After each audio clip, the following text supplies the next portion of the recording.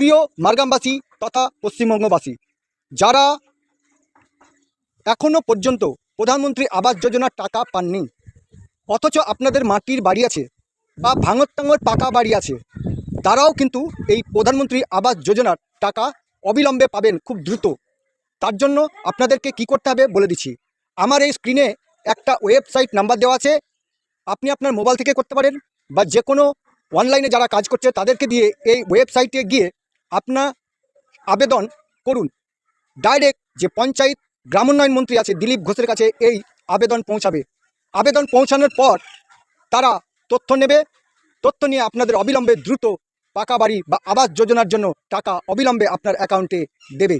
তাই দয়া করে আপনারা এই ওয়েবসাইট নাম্বারটা নোট করে আপনারা যে কোনো অনলাইন সেন্টার বা আপনাদের নিজেদের মোবাইল থেকেও করতে পারেন।